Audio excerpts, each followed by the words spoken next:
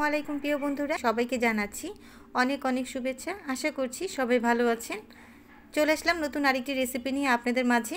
আর আমার আজকের রেসিপিতে আছে কাঁচা আমের কাশ্মীরি আচার। তাহলে চলুন আমরা মূল রেসিপিতে চলে যাই। এখানে নিয়েছি আমি কাঁচা আম। এই আমগুলোকে আমি এখন ভালো করে ছিলে নিব। আমগুলোকে আমি ধুয়ে নিয়েছিলাম। আম ছেলা একটু কষ্টের কাজ, একটু ধৈর্য নিয়ে সময় নিয়ে কাজটা করতে হবে। যারা আচার প্রেমী আছেন তারা অবশ্যই একবার হলেও এই আচারটা ট্রাই করবেন। ভীষণ মজার একটা আচার। প্রিয় বন্ধুরা, আপনারা যারা এর মধ্যে আমার চ্যানেলে সাবস্ক্রাইব করেছেন তাদেরকে অসংখ্য ধন্যবাদ। আর যারা সাবস্ক্রাইব করেননি তারা প্লিজ সাবস্ক্রাইব করে আমার পাশে থাকবেন। আমাকে এগিয়ে নেওয়ার জন্য আপনাদের সাপোর্টটা আমার ভীষণ প্রয়োজন। আমাকে সাপোর্ট করবেন আর এভাবে আমার পাশেই থাকবেন।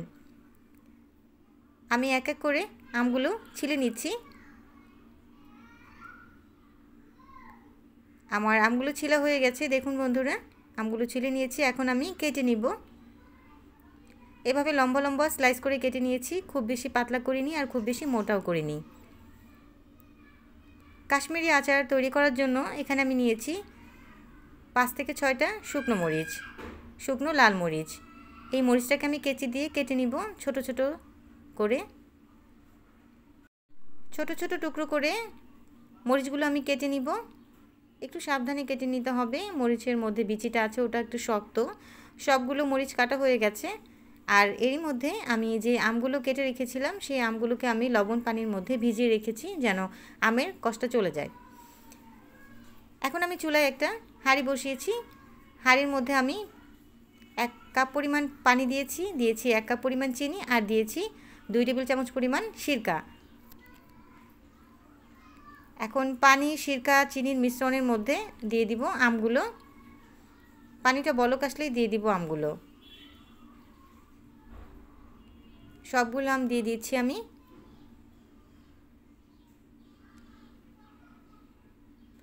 আমটা দিয়ে একটু নেড়েচেড়ে নিব।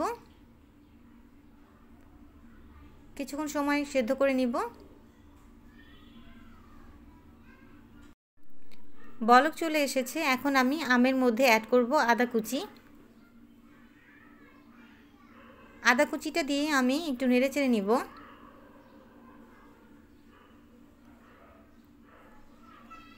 আমটা সেদ্ধও হয়ে গেছে। আমের মধ্যে এখন অ্যাড করব আধা কাপ পরিমাণ চিনি। আমি চিনি আগেও দিয়েছিলাম 1 কাপ পরিমাণ, এখন দিয়ে দিলাম আধা কাপ পরিমাণ। চিনিটা দিয়ে আমি আবার নেড়েচেড়ে নিব। এখন আমের মধ্যে অ্যাড করব সামান্য পরিমাণ শুকনো মরিচের গুঁড়ো, অ্যাড করব হলুদের গুঁড়ো, খুবই সামান্য পরিমাণ। আবারও নেড়েচেড়ে নিব।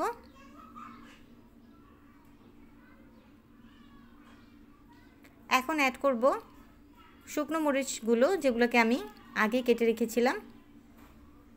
মরিচগুলো দিয়ে আরেকটু নেড়েচেড়ে নিব।